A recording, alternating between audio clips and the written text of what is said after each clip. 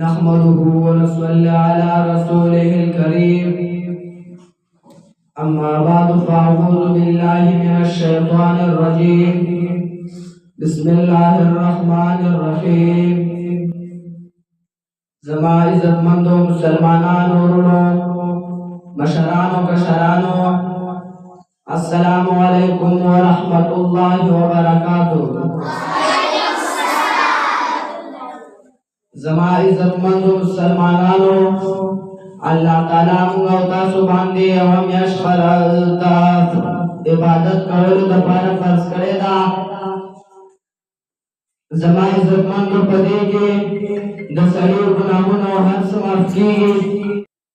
په دې کې انسان ته الله تعالی ټول ګناهونه معاف کوي. یقینا چې ډېره د فخر خبره ده چې داسې یوه میاشت را روانه ده چې الله تعالی مونږ په مفتو کې بخي، په یو مانځه باندې بخي، په هره ورځ کې یوه دعا د انسان قبلېږي.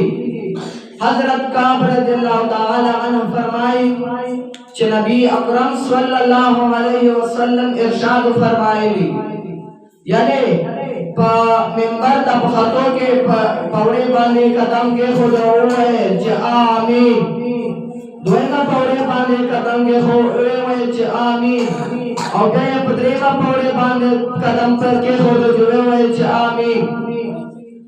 چې کله خطبه یې ختم کړه نو حضرت کعب رضی الله تعالی عنه فرمایي چې مونږ طرف ته روان شو، یعنی راپور شو د منبر نه. مونږ تپوس وکړو چې ای پیغمبر علیه الصلاة والسلام، مونږ ستا د خولې نه داسې الفاظ هېڅکله هم نه وو اورېدلي تا چې کله خطبه کوله. حضرت محمد مصطفی صلی الله علیه وسلم وفرمایل چې ما ته په دې وخت کې جبرائیل علیه السلام مخې ته راغلی و.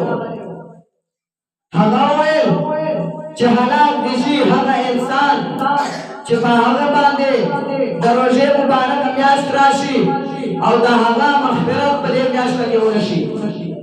یعنی د دې خبرې نه معلومیږي چې دا روژه ډېره د برکتونو او ثوابونو میاشت ده.